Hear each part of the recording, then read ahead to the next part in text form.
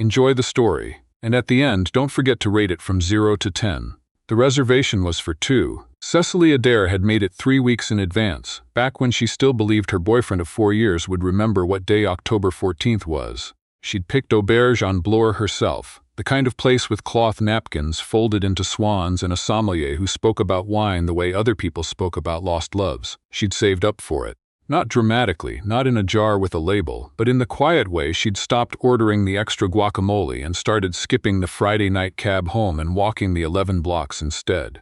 She told herself she didn't mind doing the saving. Liam always said money was tight.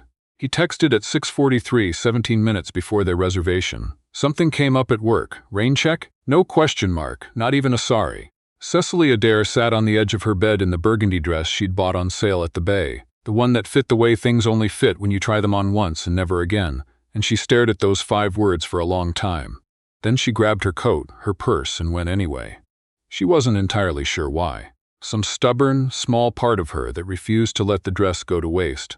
Or maybe she was just tired of shrinking herself down to fit into spaces that had stopped making room for her. The maître d'auberge didn't blink when she said just one. He led her to a corner table near the window. A good table, actually, with a view of Bloor Street lit up in October drizzle, the streetcar sliding past in a blur of yellow light. She ordered the duck confit because it was her birthday and she was allowed, and she ordered a glass of burgundy because the sommelier recommended it with such earnest sincerity that she didn't have the heart to say no. She was fine. She was completely, entirely fine. She was maybe 60% fine. The restaurant filled up around her. Couples leaned toward each other across candlelight. A family in the far booth celebrated something with a small round cake. 2 women laughed so hard one of them had to press a napkin to her eyes. Cecily cut her duck into precise pieces and watched the rain slide down the glass and told herself this was actually quite nice. A woman dining alone on her birthday in a good dress. Independent, self-possessed. The man sat down across from her at 7:22. She noticed him the way you notice a sudden drop in temperature. Not immediately, not all at once, but in the moment you look up and realize something has changed. He was tall, even sitting. Dark suit, no tie, the collar of his shirt open at the throat in the particular way of someone who'd started the day formally and abandoned the pretense somewhere around noon. He had the kind of face that was probably described as striking, in the way that meant you couldn't quite look away, even when you were trying to. He picked up the menu with the easy confidence of someone who came here often. Cecily stared at him. He looked up and stared back. "This is my table," she said. He looked down at the table, then back at her. "It's table 9, yes, which is my table." A pause. He glanced toward the front of the restaurant where the maître was leading another couple through the room. "Henry seated me here. Henry also seated me here." He looked at her glass of burgundy. He looked at her half-eaten duck. He looked at the second-place setting, the empty chair he was currently occupying, and the small vase of white freesias between them that neither of them had ordered. "Were you expecting someone?" he asked. "Not anymore," Cecily said. Something shifted in his expression. Not pity. She would have hated pity. Something more careful than that. "I could move," he said. "There don't appear to be any other tables." This was true. The room was full, every white-clothed surface occupied. Rain tapped against the windows. The sommelier glided past with a bottle of something red. "I could eat at the bar," the man said. Cecily looked at the bar. It was 3 deep, with people waiting for tables. She looked back at him. "That seems unnecessarily dramatic," she said. "It's a big table." He considered this. "Are you sure?" "I'm sure that if you stand up right now, Henri is going to be incredibly apologetic in a way that will make us both uncomfortable, so." The corner of his mouth moved. Not quite a smile. An acknowledgement. "Thank you," he said, and stayed. His name, she learned, was not immediately offered. He ordered the lamb and a glass of the same burgundy without consulting anyone, which she found either impressive or irritating. She couldn't decide which. He didn't make conversation right away, which she appreciated more than she expected to. He simply ate, and she simply ate, and the rain continued its business outside. It was the freesias that started it. "Did you order those?" she asked, because she'd been wondering since she sat down. He glanced at the flowers. "No." "Did you?" "No, mystery freesias. They smell nice, at least." "They do," he agreed, and then, "Happy birthday, by the way." She looked at him. "How did you know?" "You said not anymore in a way that suggested you had been expecting someone, and there's a small balloon tied to your purse." Cecily looked down at her purse. The tiny silver balloon. A last-minute impulse buy from the dollar bin at Shoppers, bobbed cheerfully in the restaurant air. "Right," she said. "Yes, thank you. Your person didn't come. My person did not come." He nodded, as though this answered something he hadn't asked. "I'm sorry, don't be, the duck is excellent." This time he did smile. It changed his face considerably. "I'm Quentin," he said. "Quentin Ashby." She told him her name. He repeated it once, the way some people do when they actually intend to remember it, and something about that small gesture made her throat tightened in a way she didn't entirely understand. They talked.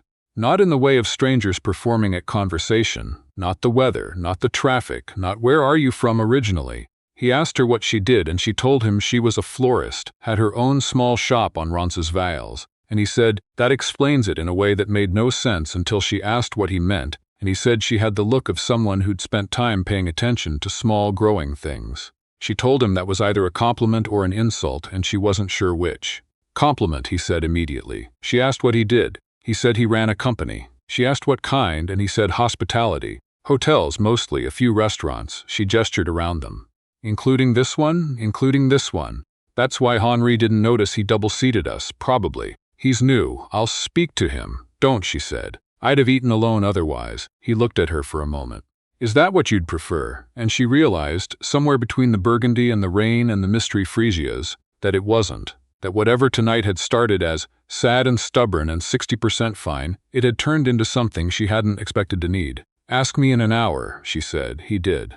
An hour later, when the plates had been cleared and the sommelier had materialized with dessert menus neither of them had requested, Quentin Ashby looked across the freesias and said, "Well?" And Cecily Adare laughed, which she hadn't done once all day until this moment, and said no. She would not have preferred to eat alone. She was explaining the particular difficulties of sourcing dahlias in November. You had to order months ahead. The Dutch growers were unpredictable. Her supplier in Etobicoke kept sending tulips as substitutes, as though tulips were in any way an equivalent, when his phone lit up on the table between them. He turned it face down without looking at it. It lit up again. He turned it over, glanced at the screen, and something went flat and careful in his face. "Excuse me," he said. "One moment." He stepped away from the table. She watched him through the restaurant window, standing outside under the awning in the rain, speaking into his phone with the stillness of someone receiving bad news. She looked at the freesias. She looked at her wine. She wondered about the call in the way you wonder about things that aren't your business but have wandered into your evening regardless.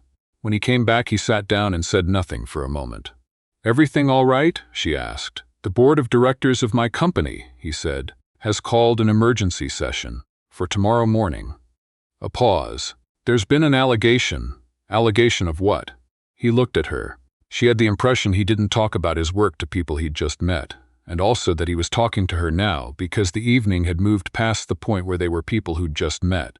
"Misuse of company funds," he said. "Falsified expense reports. My signature, or what someone is claiming is my signature, on documents I've never seen." The words landed in the warm restaurant air with the particular weight of something that had been building for a while. "That's serious," she said. "Yes, is it true?" He looked at her steadily. No, she believed him. She wasn't sure why she was so certain, only that 4 years of watching someone lie, small lies, the kind you make excuses for, had made her better at recognizing the absence of one. "Then you'll prove that," she said. "It may not be that straightforward. Most things worth proving aren't." He was quiet for a moment. Then, "You're very calm about this. It's your crisis, not mine. I'm just the person at your table." "My table," he pointed out. "The table we are sharing," she said, due to administrative confusion. He looked at her for a long moment. "Can I ask you something personal?" "You can ask the person who was supposed to be here tonight. Are you going to call them?" Cecily thought about Liam's text. The lack of question mark. The 4 years of small diminishments she'd been folding up and putting away in a drawer she was running out of room for. "No," she said. "I don't think I am." She didn't see him the next day, or the day after that. She heard about him, though, the way you hear about things you weren't looking for. A friend sent her a link. Quentin Ashby, CEO of Ashby Hospitality Group, stepping down amid investigation. The headline was careful and neutral in the way that meant nothing had been proven and everything was implied. There was a photograph of him outside a building on Bay Street, his face composed, his jaw tight. Cecily put her phone down and went back to trimming the dahlias that had finally, improbably, arrived from Etobicoke.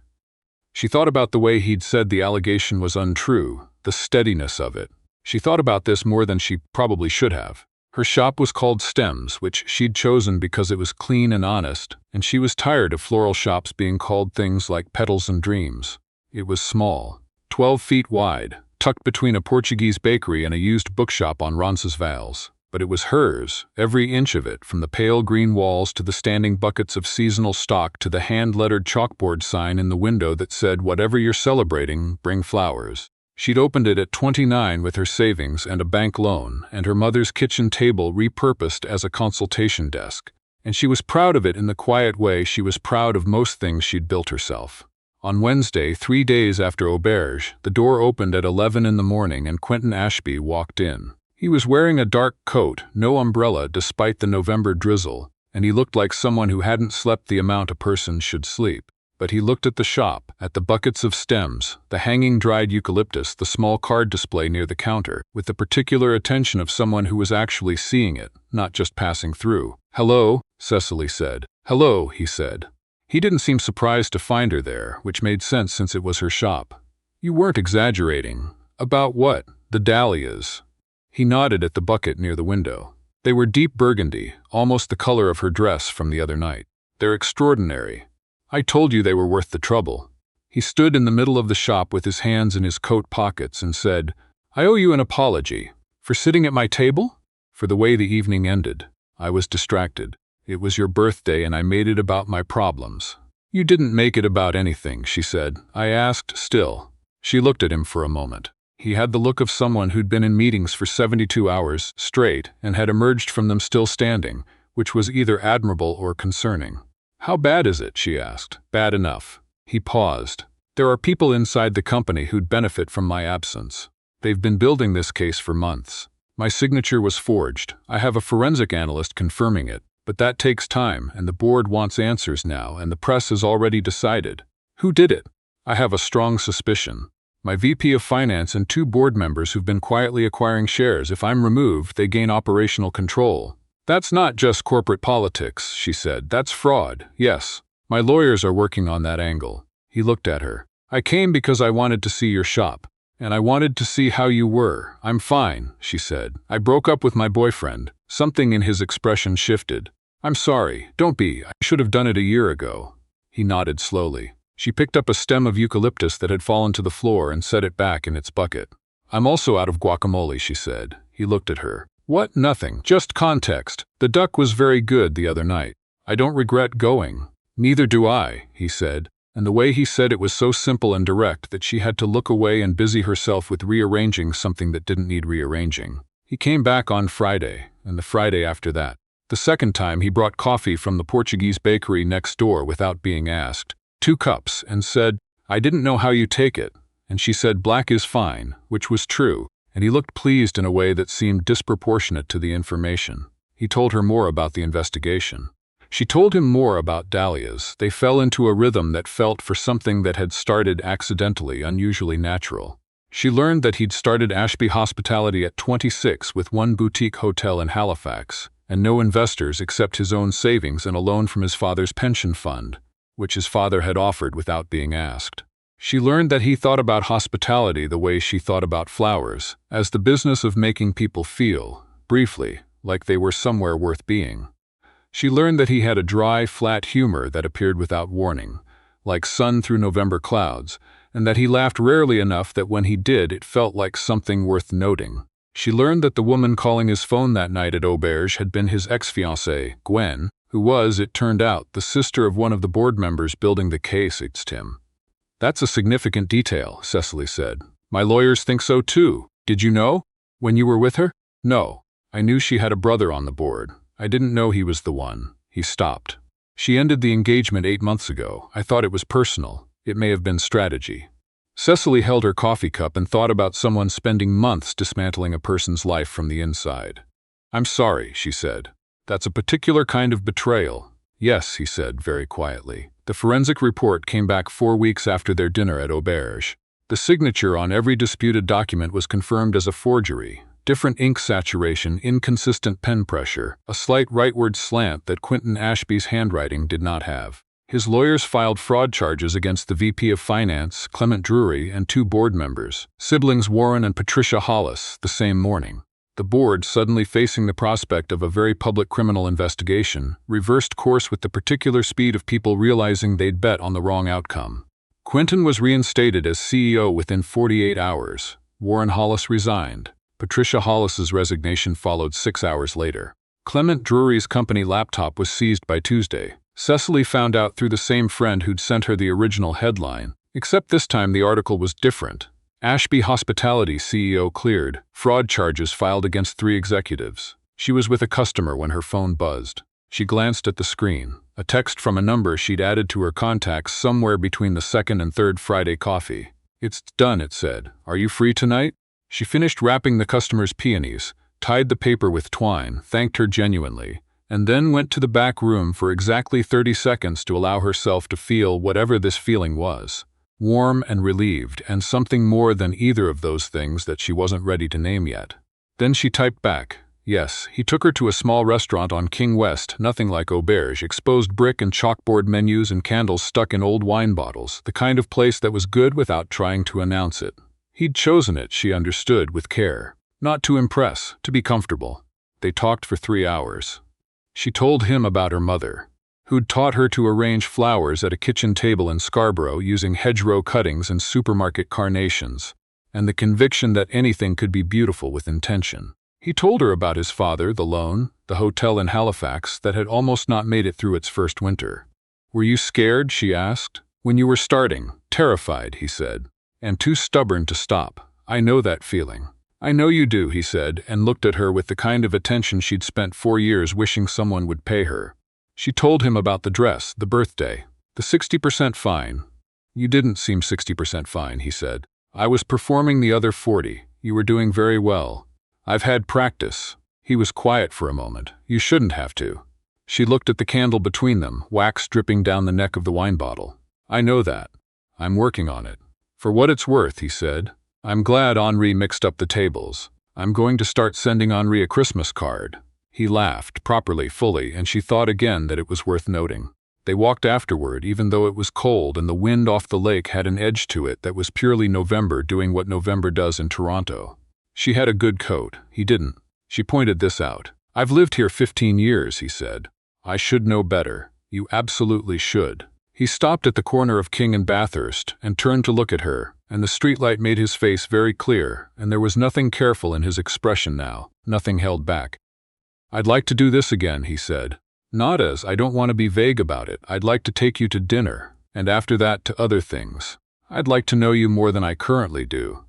Cecily Adare stood on the corner of King and Bathurst with November trying its best and looked at this man who had sat down uninvited at her table and stayed, and who had told her the truth when he didn't have to, and who had come to her shop not because he needed flowers but because he'd wanted to see how she was. "I'd like that too," she said. It was not a complicated answer. Some things, it turned out, didn't need to be. 6 months later, stems expanded.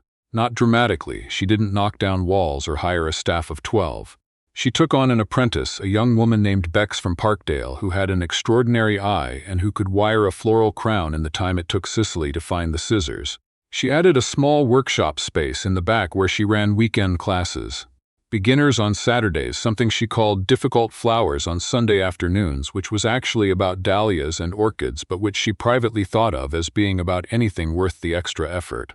Quentin came to the first difficult flowers class. He sat in the back with his sleeves rolled up and made a creditable attempt at a dahlia arrangement that ended up leaning significantly to the left.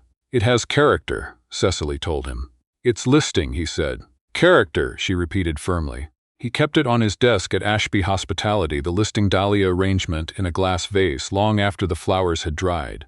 His assistant asked about it once, and he said it was a reminder. "Of what?" she asked. "That some things are worth the trouble," he said, "even when they don't come out straight." On a Thursday in April, Cecily was closing up the shop when she found an envelope tucked between the dahlias and the dried eucalyptus. Left there, she worked out. Sometime that afternoon, while Bex had been minding the counter and she'd been in the back on a call with her Etobicoke supplier, who had this time actually sent dahlias, the envelope had her name on it in handwriting she recognized. Inside was a reservation confirmation. Table 9, Auberge en Bloor, Friday, 8 o'clock, and below it, in the same steady hand, "This time the table is for 2, and I already called ahead to make sure Henri gets it right." Cecily Adare stood in her shop with dried eucalyptus and burgundy dahlias and the smell of good things growing around her, and she read the note twice and then she laughed. The way you laugh when something that began in the middle of a loss turns out, in ways you didn't plot or plan or dare to expect, to have been the beginning of something else entirely. She went home and put on the dress again. It still fit perfectly. And at the end of the night, when she thought about the evening, the white freesias, the rain on the window, the stranger who'd sat across from her and stayed, she would have given it a 10 without hesitating. Some stories start with someone not showing up and end with finding exactly who should have been there all along.